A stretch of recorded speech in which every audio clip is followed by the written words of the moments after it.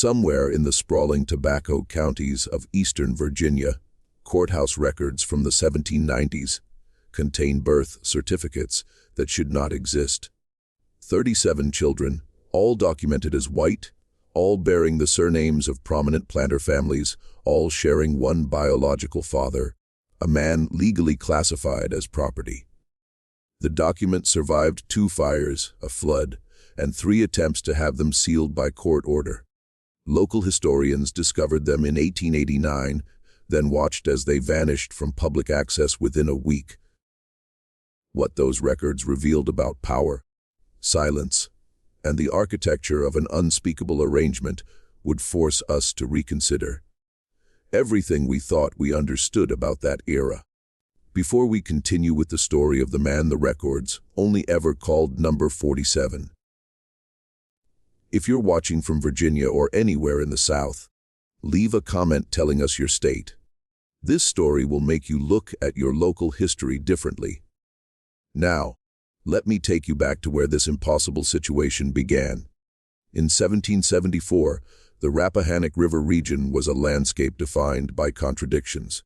Grand plantation houses rose like white monuments to prosperity along the water's edge, their columns visible for miles across fields where tobacco grew in endless geometric rows. The county's population numbered nearly 8,000 souls, though only 2,000 of those were considered fully human under the law.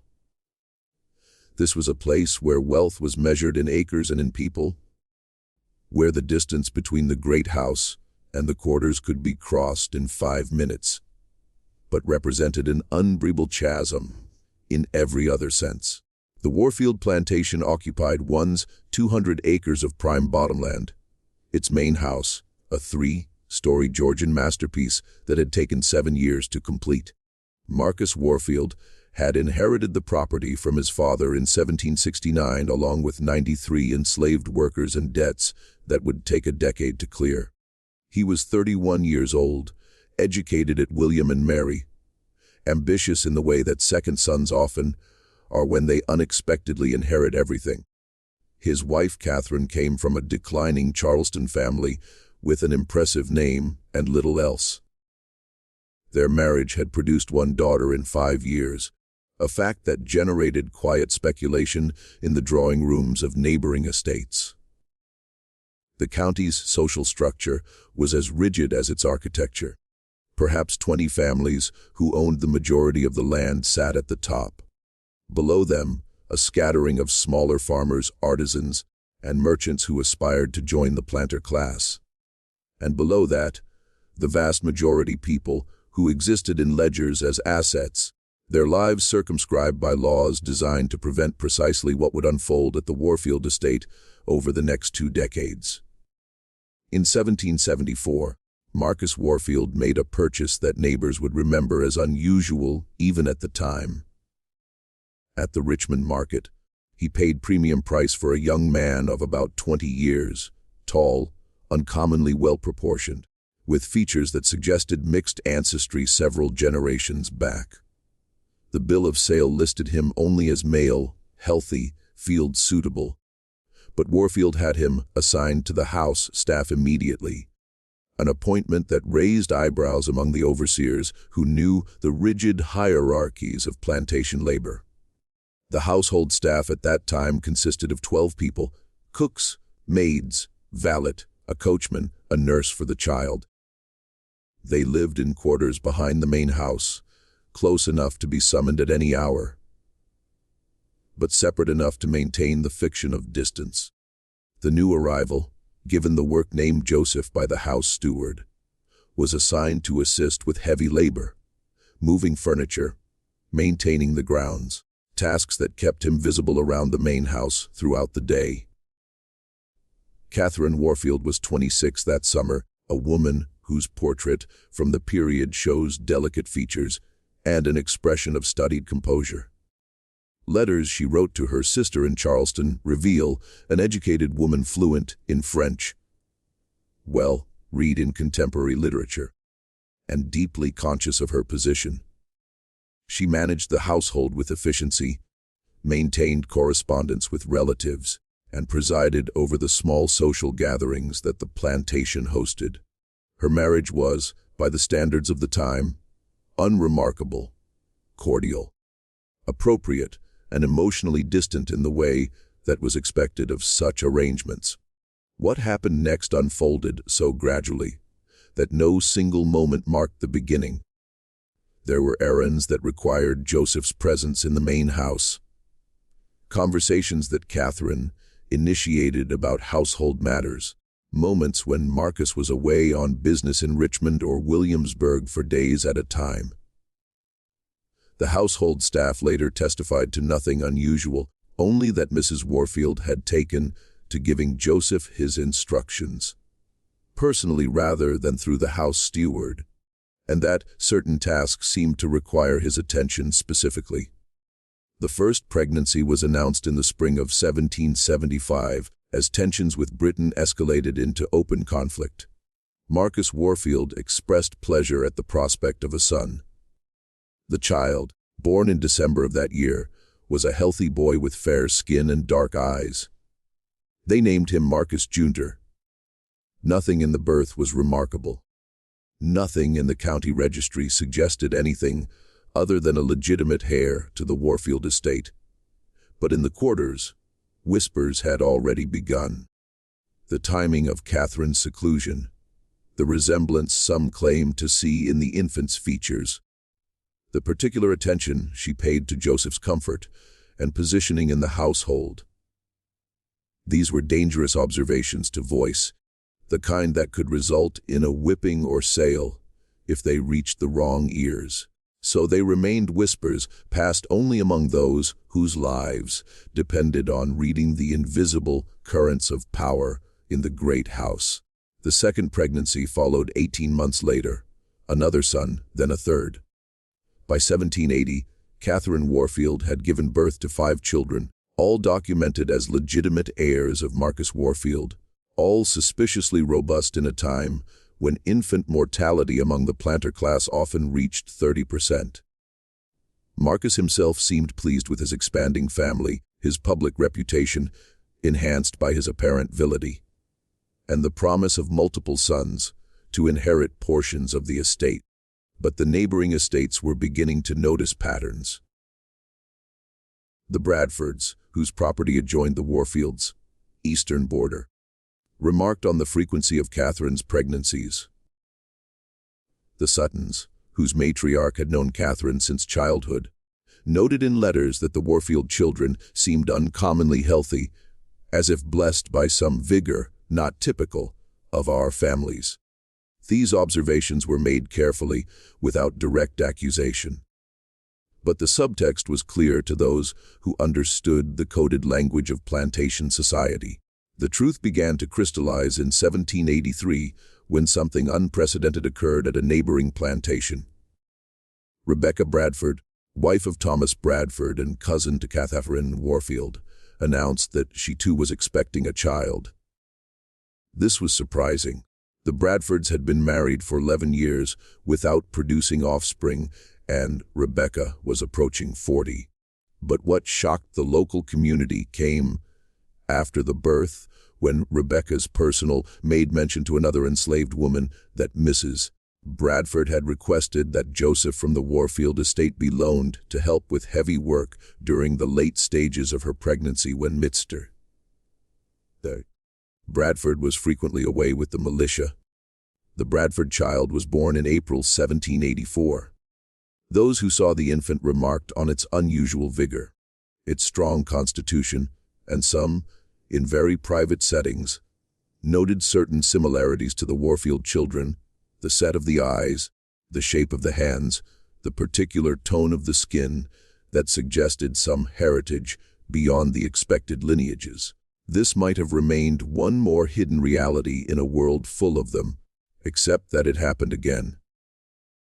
Sarah Sutton, aged 32 and married to the county's largest landowner after Marcus Warfield, failed to conceive for the first 7 years of her marriage. Then in 1785, she too requested that Joseph assist with estate work while her husband traveled to Philadelphia on business. 9 months later, she delivered twins. A pattern was emerging, but it was a pattern that could not be spoken aloud. To acknowledge it would be to acknowledge something that threatened the entire structure of inheritance, legitimacy, and racial hierarchy upon which the planter class depended. These children were being born into white families, documented as legitimate heirs with no legal or social mechanism to challenge their parentage. The law was clear. Children inherited the status of their mother. If the mother was white and married, the child was white and legitimate, regardless of biological paternity. What made the situation even more complex was that Marcus Warfield seemed not only aware of the arrangement, but actively facilitating it. Joseph remained on the Warfield estate, never sold or reassigned, always available when certain wives in the county requested his presence for heavy labor at their estates. There was a schedule almost methodical in its implementation. A request would come. Marcus would grant permission. Joseph would spend weeks or months working at a neighboring plantation, and within a year, a child would be born. By 1790, the count had reached 23 children across 7 different planter families, all documented as white, all legally the sons and daughters of prominent men who commanded respect and wielded power in county affairs. The birth registry maintained by the county clerk showed nothing unusual, just a prosperous region experiencing a baby boom among its leading families. But the enslaved community knew. They kept their own records passed down orally, marking the births and noting the pattern. They watched as Joseph moved through the county, always accompanied by appropriate documentation, always returned to the Warfield estate, always maintained in a position of relative comfort, unusual for someone of his status. They understood what was happening, even if they could never speak of it openly. A conspiracy of silence was being maintained by both the powerful and the powerless, though for very different reasons. The tension inherent in this arrangement finally manifested in 1791, when a visiting merchant from Pennsylvania witnessed Joseph accompanying Catherine Warfield on a trip to Richmond. The merchant, unfamiliar with Virginia's complex racial and social codes, made the mistake of commenting to Marcus Warfield that he had a very attentive servant who seems uncommonly familiar with your wife's preferences. The statement was innocent, but its implications were dangerous. Marcus Warfield's response was carefully calibrated. He explained with patience that suggested he had made this explanation before, that Joseph was a trusted member of the household, that his loyalty was absolute, and that certain arrangements in Virginia may seem peculiar to those unfamiliar with our particular circumstances. The merchant left with the distinct impression that he had stumbled onto something he was not meant to question. As the 1790s progressed, the situation evolved into something even more elaborate. The children were growing up, and several of them bore unmistakable similarities to one another despite being raised in different households, with different surnames. At social gatherings where the planter families assembled, observers might have noticed a particular cast to certain faces, a consistent set of features appearing across supposedly unrelated family lines.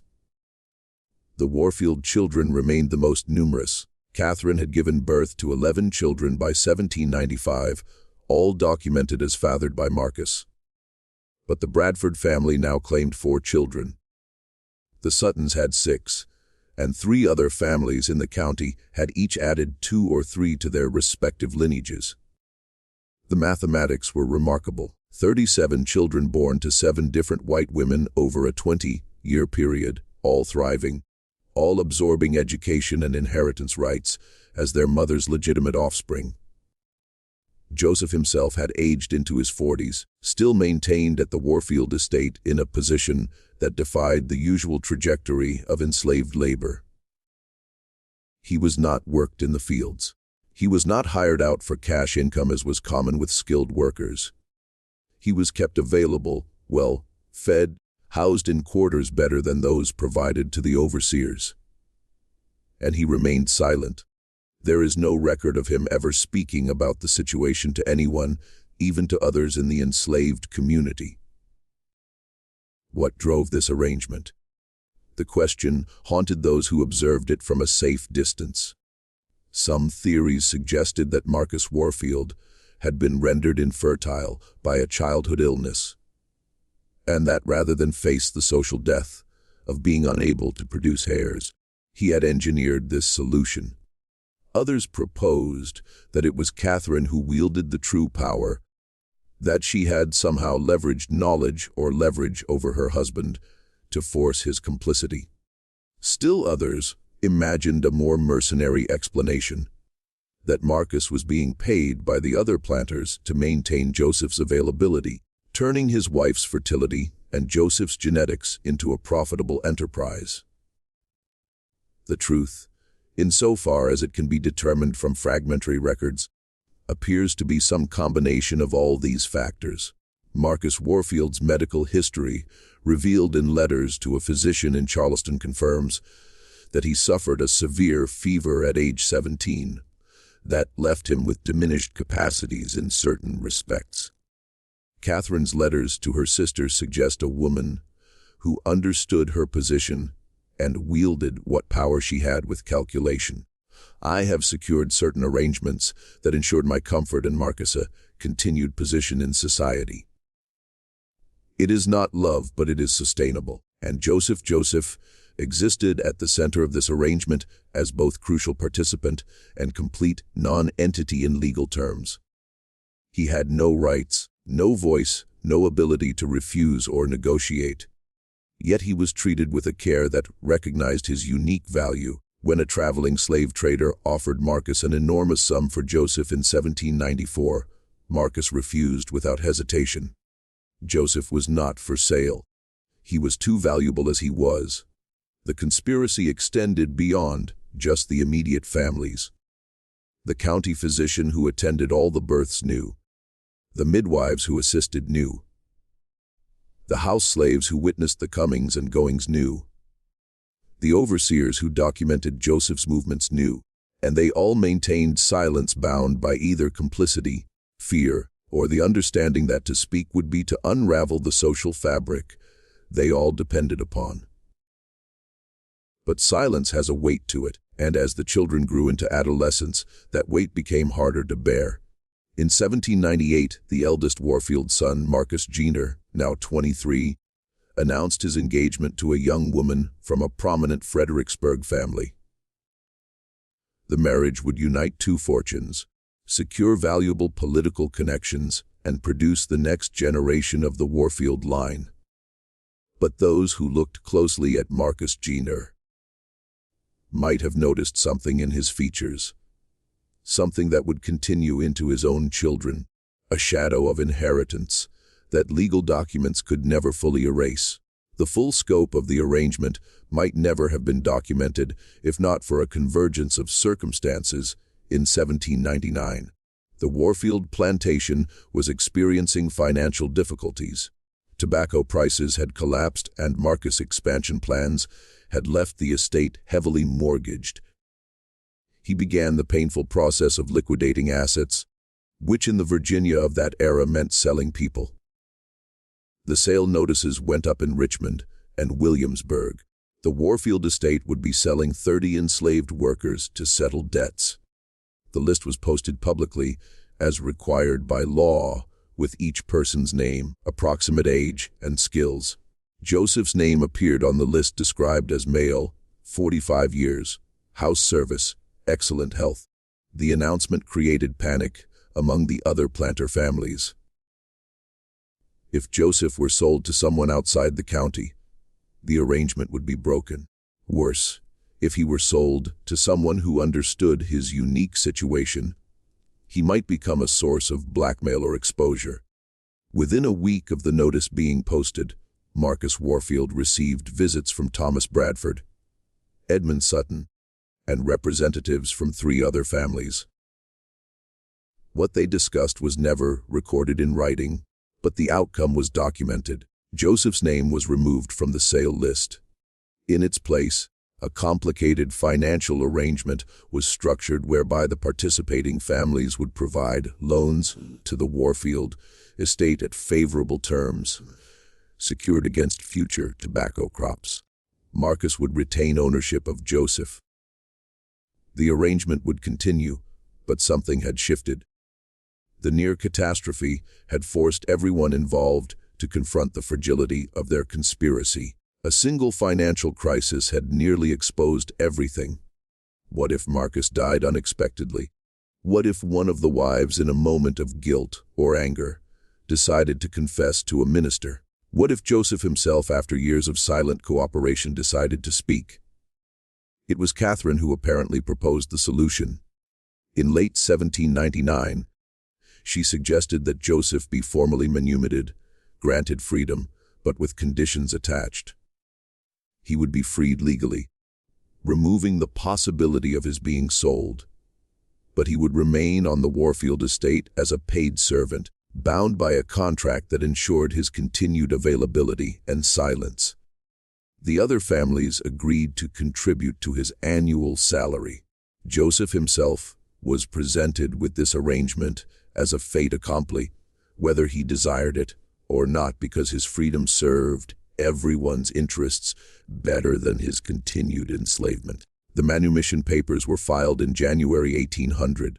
They described Joseph as a faithful servant granted freedom in recognition of long service, and specified that he would remain employed at the Warfield estate for a salary of 60 do per year, a sum that was simultaneously generous for a freed black man and insulting for the value he represented. The papers required his signature, or rather his mark, as he had never been taught to write. He made an X on the document that transformed his legal status while changing almost nothing about his daily reality. What did Joseph think of all this? The historical record offers only silence. He left no letters, no testimony, no recorded words. We know he accepted the arrangement because he remained at the Warfield estate. We know he continued to father children with the planter wives because the births continued. 5 more between 1800 and 1804, bringing the total to 42, with 37 surviving past infancy. The children themselves were living paradoxes. They grew up as white Virginians, educated, propertied, completely integrated into planter society. Several of the sons attended the College of William and Mary. The daughters made advantageous marriages into other prominent families. They inherited enslaved people, owned land, participated in the political and social life of the gentry class. Their biological paternity was simultaneously the most important fact about them and something that could never be acknowledged. In 1803, an incident occurred that revealed the psychological toll of this sustained deception. Elizabeth Warfield, Catherine's fourth daughter, and then aged 17, apparently discovered the truth about her parentage through overheard conversations among the house staff. She confronted her mother in a scene that several people in the house reported hearing, but none would describe in detail. The confrontation ended with Elizabeth being sent to live with Catherine's relatives in Charleston, where she remained for 2 years. When she returned, she never spoke of the matter again, and she married within a year to a man from a Williamsburg merchant family, leaving Virginia permanently. The incident highlighted a troubling question. What would happen when these children, now adults, began having their own children? Would the genetics manifest in ways that could not be explained away? The planter families were beginning to realize that they had not just hidden a scandal. They had introduced a permanent alteration into their bloodlines that would echo through generations. The year 1806 brought a crisis no one had anticipated. Gabriel's rebellion in 1800 and the subsequent tightening of laws governing free black people in Virginia created an increasingly hostile environment for someone in Joseph's position. New legislation required free black people to leave the state within a year of manumission unless they received special dispensation from the county court. Joseph Freed in 1800 should have left by 1801. He had not, and technically he was now illegally present in Virginia. The county sheriff, a man named Howell, who had assumed his position in 1805 and was not part of the original conspiracy, began asking questions about Joseph's status. Why was he still in the county? By what authority did he remain? The questions were innocent administrative inquiries, but they threatened to pull apart the carefully constructed fiction. Marcus Warfield, now 68 and in declining health, was forced to appear before the court to petition for Joseph to be allowed to remain. The petition had to provide justification for why this particular freed black man was so valuable that the law should be bent to accommodate him. The petition, which survives in county records, describes Joseph as a person of exceptional character, who has performed services to several families in this county of such a nature that his departure would cause considerable hardship. The vagueness of the language is striking. What services? Which families? The petition was signed not only by Marcus Warfield, but by Thomas Bradford, Edmund Sutton, and 4 other family heads. An unusual show of unified support for a freed black man in a time of increasing racial paranoia. The court approved the petition without recorded objection, but the proceedings had drawn attention. People were talking about why so many prominent men cared so much about one freed servant. It was Catherine, now 58, who took decisive action. In a move that demonstrated both her intelligence and her understanding of social dynamics, she arranged for Joseph to be publicly baptized and received into the Anglican Church. The ceremony was performed by the county's most respected minister and attended by members of all the families involved. The message was clear. Joseph was a Christian, a person of moral standing, someone who belonged in the community. The baptism served as a social inoculation against suspicion, but the underlying tension could not be resolved so easily. As more people began to notice the unusual arrangement, as the children grew and had children of their own, the secret became harder to keep. Small inconsistencies accumulated. A traveling portraitist painting family pictures in 1808 remarked privately to his assistant about the curious similarity of features in the younger generation across different families. A new physician setting up practice in the county in 1809 noted in his private journal that several of the families seemed to show evidence of mixed heritage in the children, despite the apparent purity of both parents' lineages. These observations were never made public, but they circulated in the whispered conversations of those who were beginning to piece together the truth. The conspiracy was becoming an open secret, something everyone knew, but no one could acknowledge without destroying the social order.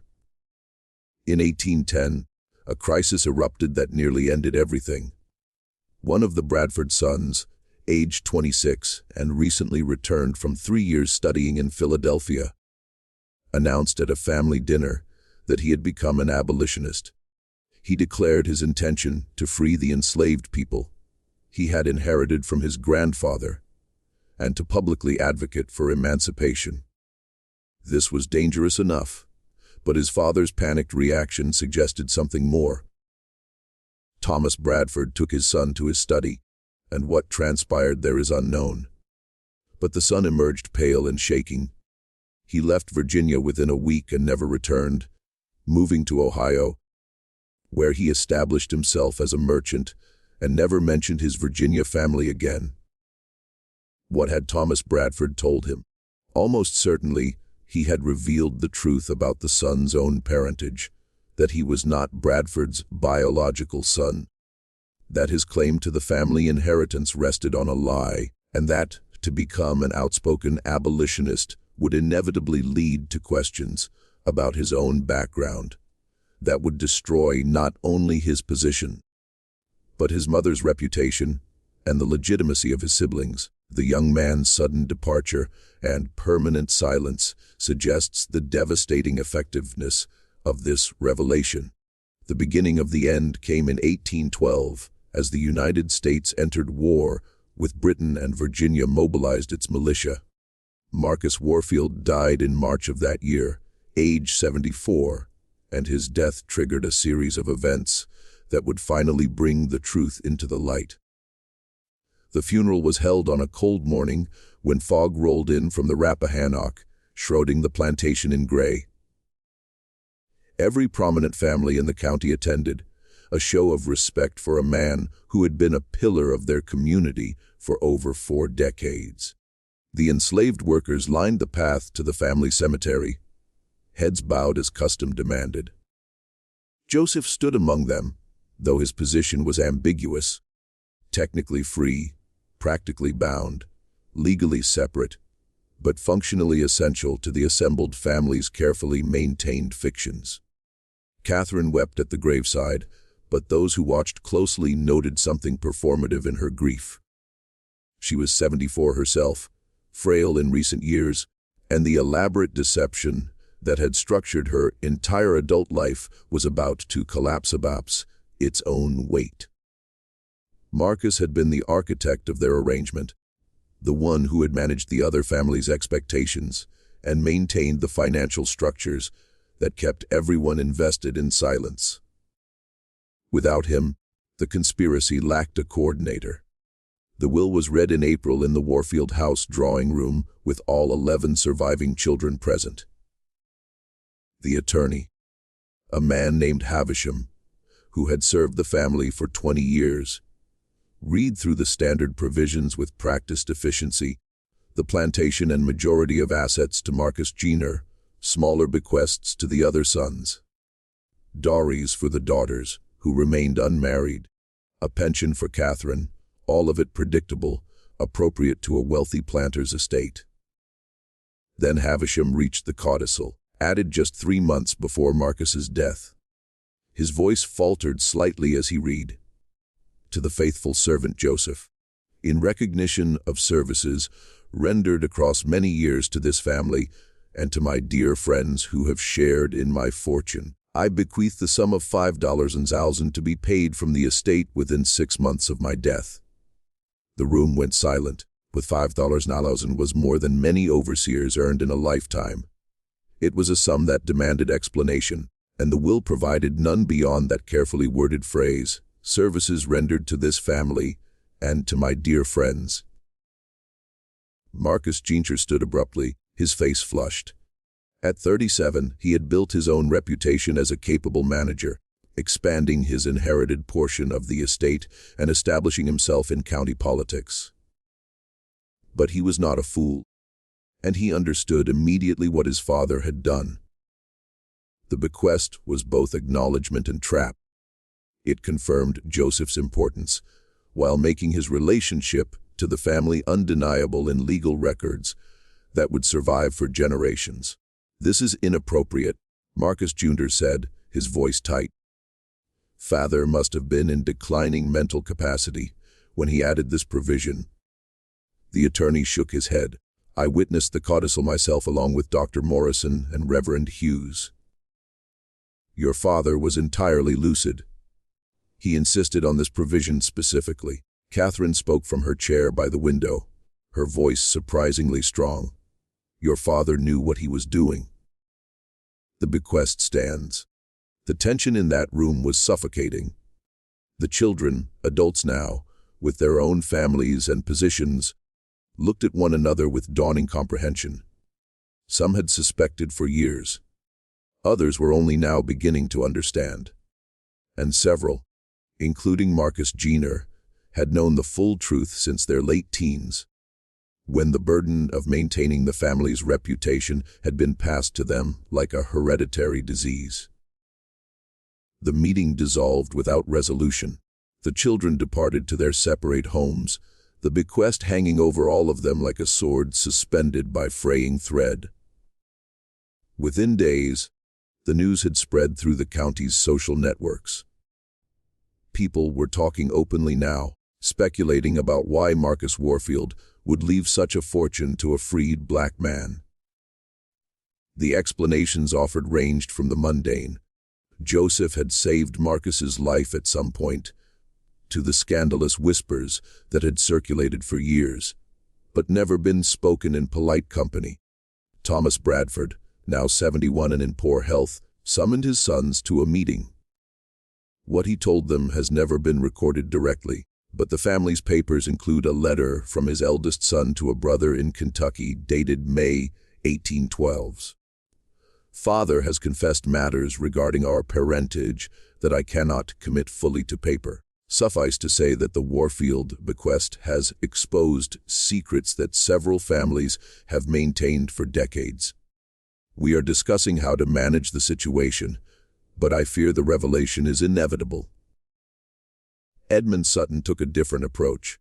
He visited Catherine privately and offered to contest the will, arguing that Marcus had been unduly influenced. Catherine refused. "Let the truth be known," she told him. According to Sutton's diary, "I am too old and too tired to maintain the deception any longer. My children know. Your children know. We have all been living a lie, and I will not spend my remaining days protecting it."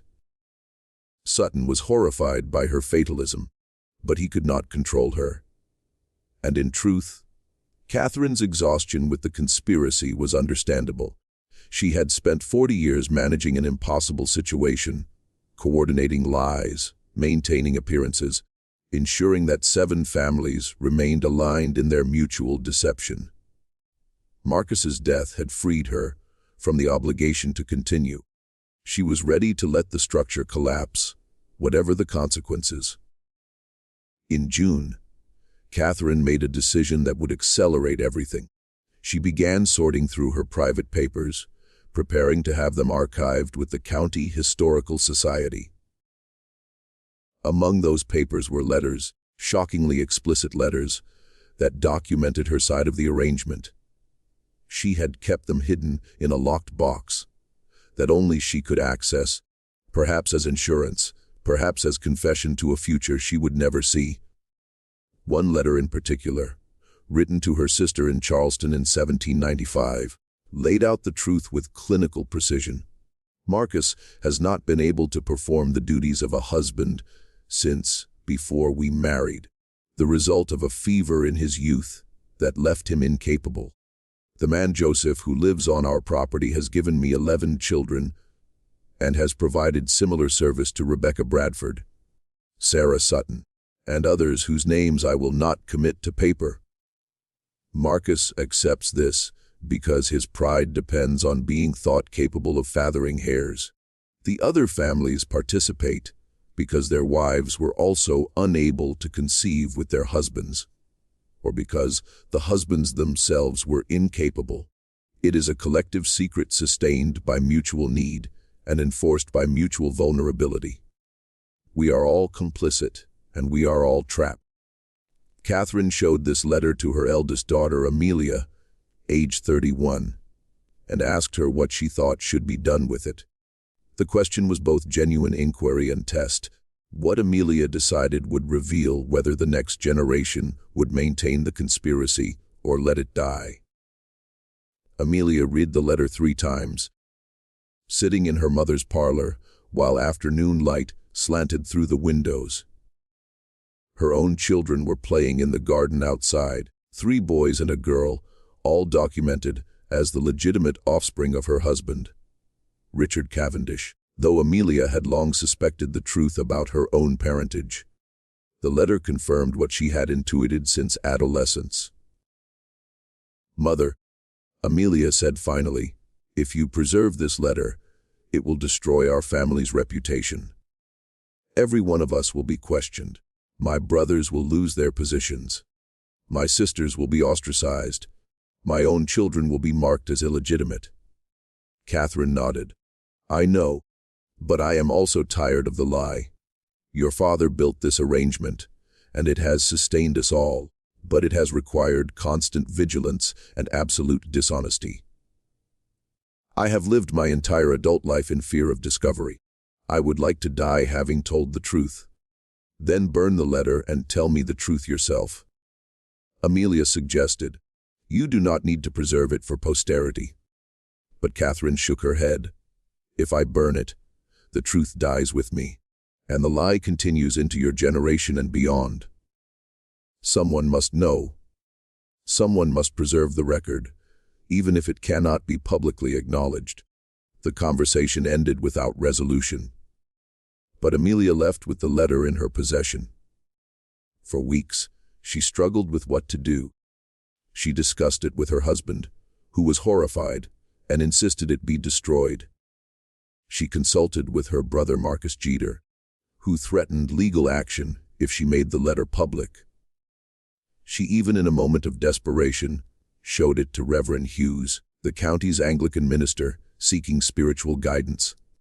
Hughes's reaction was telling. He did not express shock or moral outrage. Instead, he sighed deeply and said, I have suspected something of this nature for many years. The patterns were too consistent to be coincidental, but I could never speak of it without proof, and I had no desire to destroy families based on speculation. He advised Amelia to preserve the letter, but to ensure it would not become public in a way that would harm the living. Let future generations judge, he said.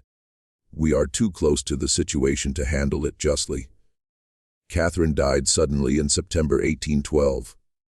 The official cause was listed as heart failure, but her personal physician noted in his records that she had been taking increasingly large doses of laudanum in the final weeks of her life.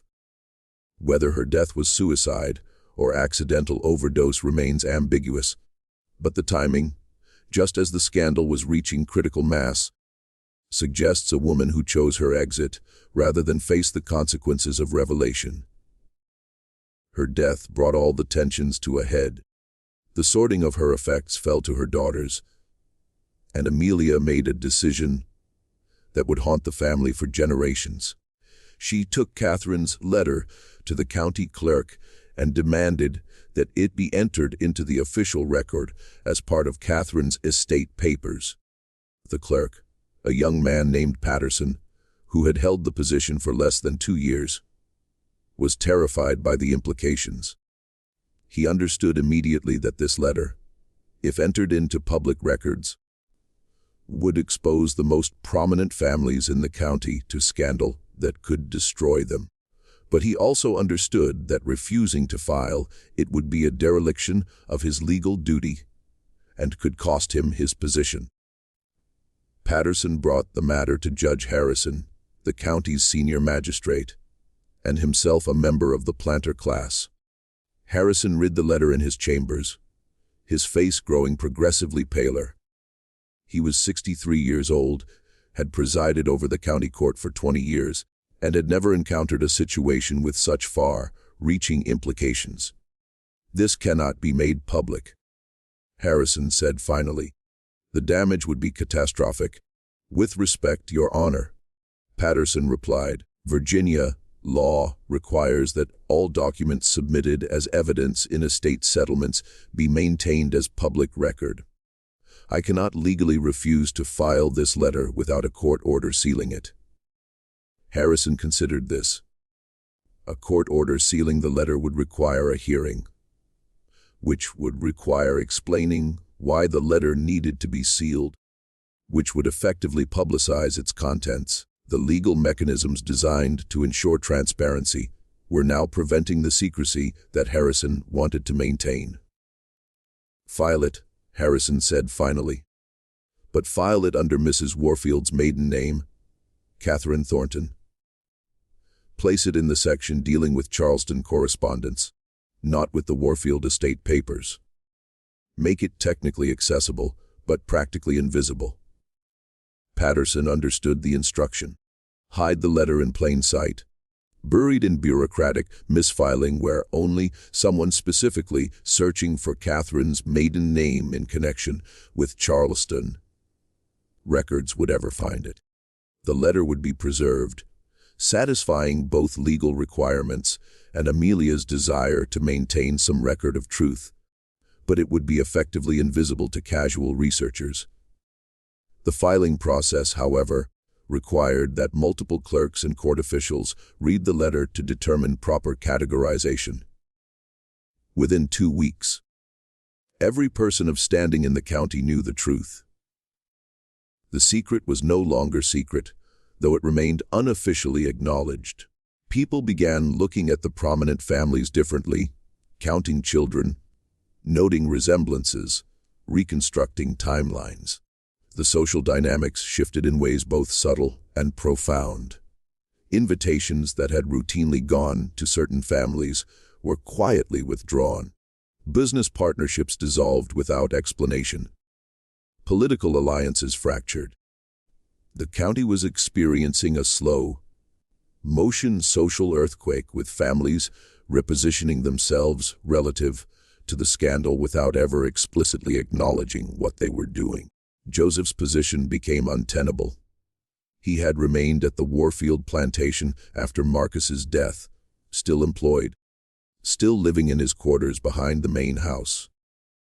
But with the truth now circulating openly, even if unofficially, his presence was a constant reminder of the scandal. People stared at him in the streets of the county seat. Conversation stopped when he entered a room.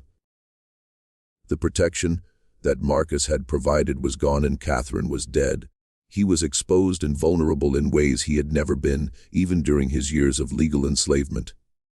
In October 1812, Marcus Jenner summoned Joseph to the house.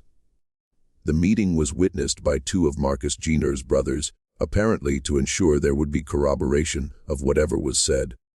Marcus Jenner was direct. "You cannot remain here. Your presence makes the situation impossible for all of us. We will provide you with funds sufficient to establish yourself elsewhere, but you must leave Virginia." Joseph, who had spent nearly 40 years on the Warfield property and another 13 years as a freed man, unable to leave the county, finally spoke words that someone bothered to record.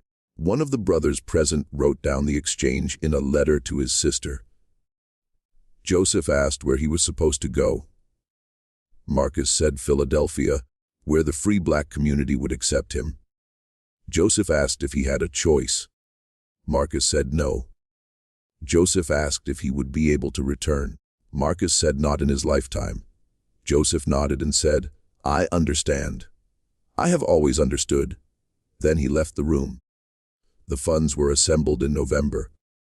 Thomas Bradford, Edmund Sutton, and 3 other family heads contributed to a collective payment. The total amount was recorded by Bradford in his personal accounts, 3,000, an enormous sum that represented both payment and silencing. It was hush money, though nothing in the legal documents described it as such.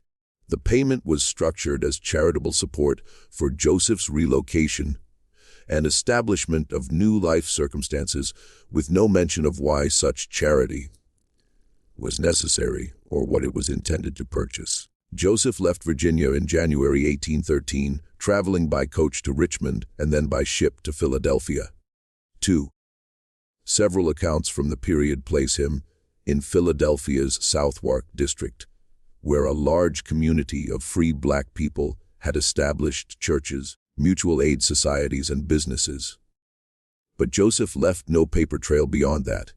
He appears in no city directories, no church records, no property deeds. If he lived in Philadelphia, he did so invisibly, perhaps deliberately erasing himself to avoid questions about his past. One intriguing possibility emerges from a Pennsylvania Abolition Society record dated 1817, which mentions a man named Joseph, who had experience with the planter class of Virginia and was able to provide testimony about the intimate workings of plantation society.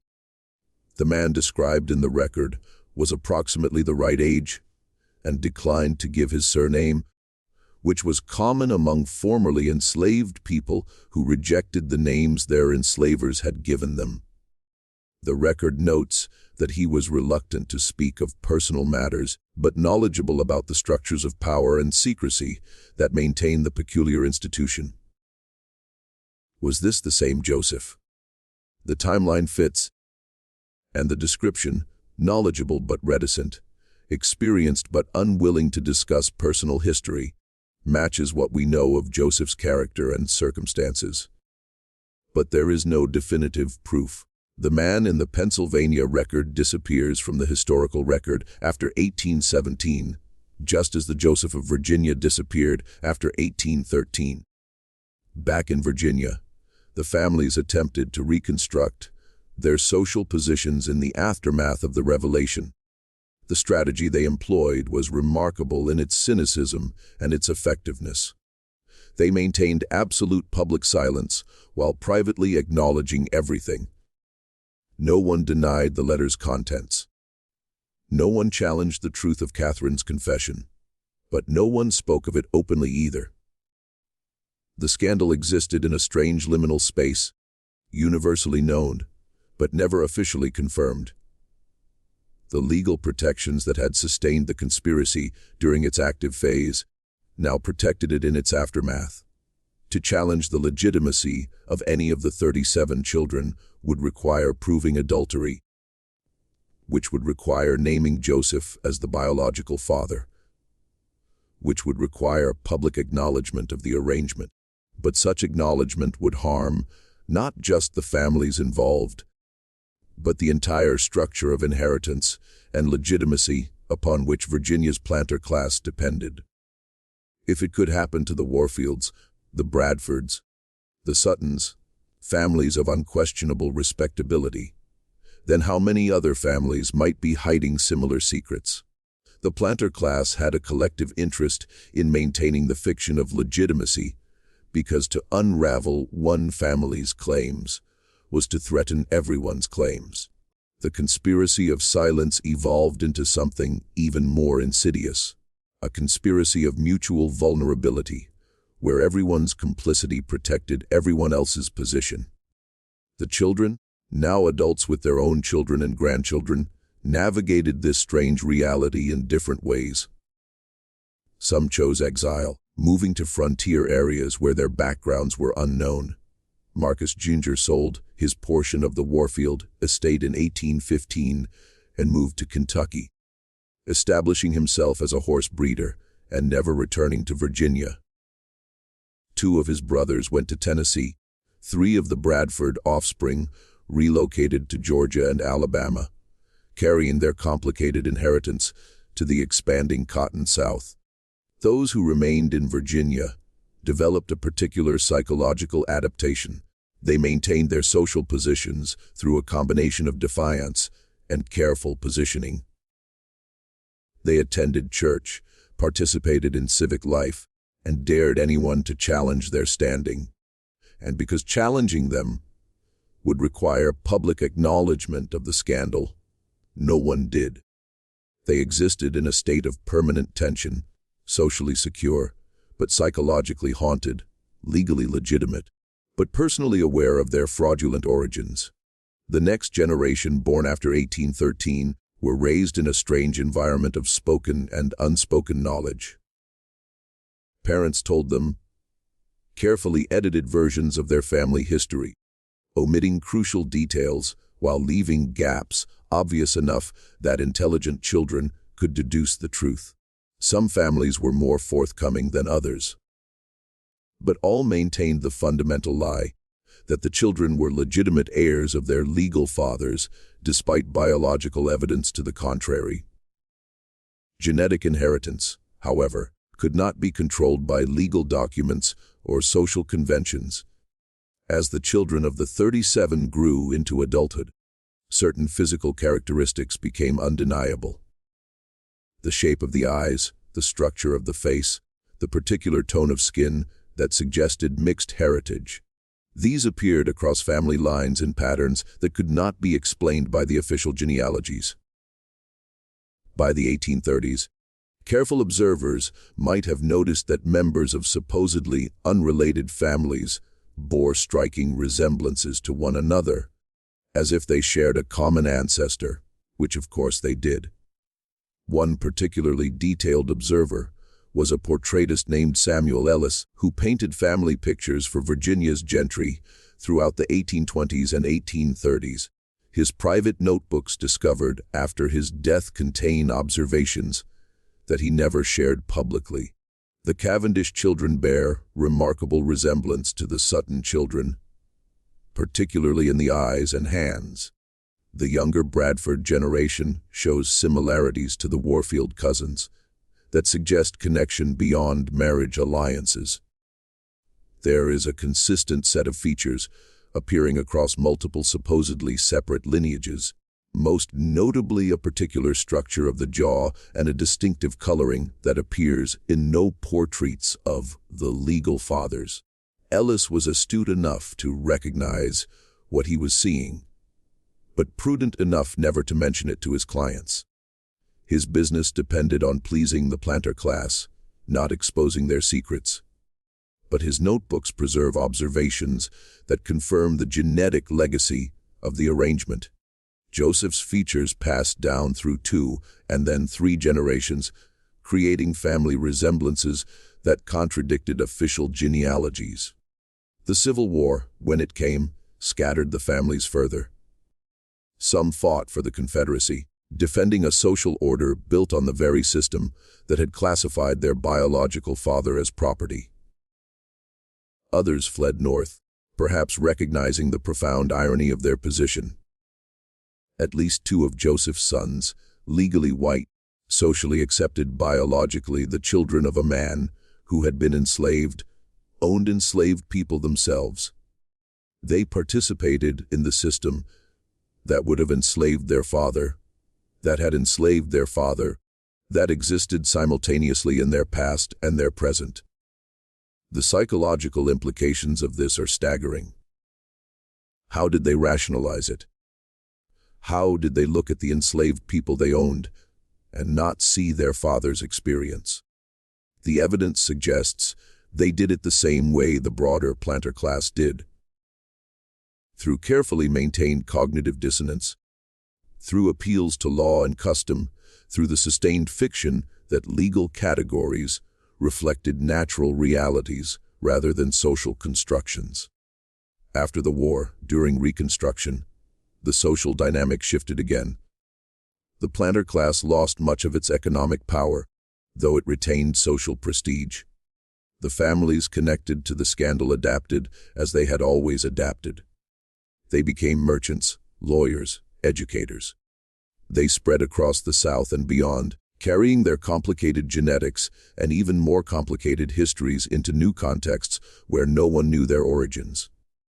In 1873, a census taker in Richmond noted something unusual. Several families with different surnames listing children who appeared to be siblings based on age and features. The census taker mentioned this to his supervisor, who dismissed it as the census taker being unfamiliar with the complex marriage alliances of Virginia's old families. The observation was not pursued, and the census records show nothing irregular. But the moment illustrates how the secret persisted, visible to anyone who looked closely, yet invisible to official scrutiny, because no one with authority had incentive to investigate. The records themselves became the ultimate repository of truth. The county courthouse maintained everything. Catherine's letter filed under her maiden name in the Charleston correspondence section.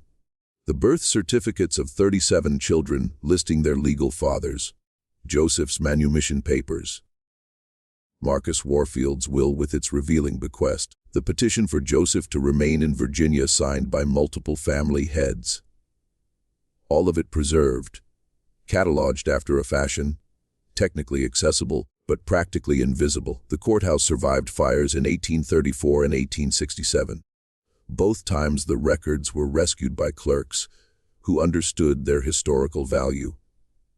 Even if they didn't fully comprehend their contents, it survived a flood in 1842 when the Rappahannock overflowed its banks and water filled the first floor of the courthouse.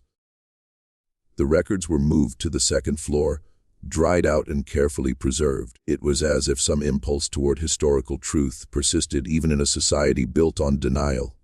In 1889, 77 years after Marcus Warfield's death, a historian named David Herschel was researching Virginia's planter families for a comprehensive genealogical study. He was working in the county archives when he found Catherine's letter misfiled under her maiden name. Herschel was a meticulous researcher trained at the University of Virginia, and he immediately recognized the significance of what he was reading. He spent the next 3 months referencing the letter's claims with other county records. He examined birth certificates, marriage records, estate papers, property transactions, census data. What he discovered was a pattern so consistent it could not be coincidental. 7 women, all married to prominent planters, all producing children at consistent intervals over a 20-year period, all connected to the Warfield estate through documented visits and labor assistance arrangements. The children numbered 37 survivors out of 42 births, an infant survival rate of 88%, far higher than the typical rate for the planter class, which hovered around 65%. Herschel's conclusion was inescapable. The letter was true. The arrangement had existed. 37 children of Virginia's planter elite were biologically the offspring of a man who had been enslaved until 1800. These children had inherited property, enslaved people, social position, and political power, all based on legal fictions that everyone involved had agreed to maintain. Herschel wrote a comprehensive article documenting his findings. He was careful in his language, presenting it as a historical case study rather than a sensational exposé. He focused on the legal and social mechanisms that had allowed such an arrangement to persist, using it as a lens to examine the contradictions of antebellum Virginia society. The article was 30 pages long, meticulously footnoted and devastating in its implications. He submitted the article to the Virginia Historical Society for publication in their quarterly journal. The article was accepted by the editorial board in November 1889. It was scheduled for publication in the January 1890 issue. Advanced copies were sent to the Society's major donors as was customary. The response was immediate and severe. Within 2 weeks of the advanced copies being distributed, the Society received letters from 7 different families, descendants of the original conspirators, threatening to withdraw their financial support and to pursue legal action for defamation if the article were published. The families argued that Herschel's research was based on an unverified letter of dubious authenticity, that his conclusions were speculative, and that publication would unfairly damage the reputations of respected Virginia families based on insufficient evidence. The Society's board met in emergency session in December 1889. The meeting minutes preserved in the Society's archives reveal a heated debate. Some board members argued for publication on grounds of historical truth and scholarly integrity. Others argued that the Society had a responsibility to the families who supported it financially, and that publishing allegations of this magnitude without absolute proof would be irresponsible. The final vote was 8-5 against publication. The article was pulled from the January 1890 issue. Herschel was informed that further verification is needed before making such serious claims about respected Virginia families. He was encouraged in carefully worded language to pursue other research topics that might be more appropriate to the Society's mission of celebrating Virginia's heritage. Herschel was devastated but not surprised. He understood the forces arrayed against publication. He made one more attempt, submitting a revised version of the article to a national historical journal based in Boston. This version was also rejected, though the reasons given were different. While the research is intriguing, The subject matter is too regional and too sensational for our journal's focus on broader historical trends. Herschel's notes and draft manuscript were archived with his other papers when he died in 1902. They remained there uncatalogued and unexamined for another 8 decades. The story he had uncovered remained buried, protected by the same mechanisms of silence that had protected it for a century. The families themselves continued to thrive and disperse. By 1900, descendants of the 37 children lived in Virginia, Maryland, North Carolina, South Carolina, Georgia, Alabama, Mississippi, Tennessee, Kentucky, Missouri, and Texas.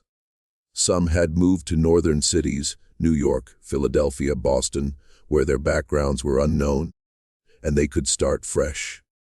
A few had gone west to California and Oregon, as far from Virginia as they could get while remaining in the United States. They became lawyers, doctors, ministers, teachers, business owners, politicians. They joined country clubs, served on charitable boards, attended elite universities. Several became prominent in their communities, respected citizens whose genealogies appeared in local history books that traced their distinguished Virginia heritage back to the founding families of the colonies. The official genealogies listed their descent from men like Marcus Warfield, Thomas Bradford, and Edmund Sutton. The truth that they descended from a man whose legal name had been reduced to Joseph and whose status had been property was known to some family members, but never acknowledged publicly. Joseph himself left one more trace in the historical record, though its authenticity cannot be conclusively verified. In 1835, a black church in Philadelphia buried a man identified only as Joseph, formerly of Virginia, aged approximately 80 years. The church records note that he lived quietly among us for many years, worked as a carpenter, and kept his own counsel regarding his past. Several members of the congregation attended his funeral, but he left no known family, no property, and no detailed account of his life. If this was the same Joseph and the age, location, and description of being formerly of Virginia suggest it might have been, then he lived the final 22 years of his life in obscurity, working with his hands, maintaining the silence that had been imposed on him for 4 decades. He died anonymous, buried in a cemetery whose precise location is no longer known, leaving behind only the genetic legacy he had no choice in creating and the conspiracy he had been forced to participate in. The ultimate irony is that the family's attempts to hide the truth ensured its preservation. If they had simply destroyed the records, burned Catherine's letter, eliminated the paper trail, the story would have disappeared completely. But their solution, misfiling, archiving, maintaining technical accessibility while ensuring practical invisibility, meant that everything was preserved. The truth was there waiting for anyone who knew where to look and had the courage to speak it. Today, descendants of those 37 children live throughout the United States. Most have no idea that their genealogy includes this chapter. The official family trees in genealogical databases and historical societies list descent from the planter families, with no mention of biological paternity that contradicted legal documentation. The secret has been so successfully maintained that it has become invisible even to those who carry Joseph's genetics in their blood. The records remain in the county courthouse archive, technically public, practically forgotten. Catherine's letter is still there, filed under Thornton in the Charleston correspondence section, exactly where Judge Harrison ordered it to be placed in 1812. Joseph's manumission papers are there. The birth certificates are there. Marcus Warfield's will is there.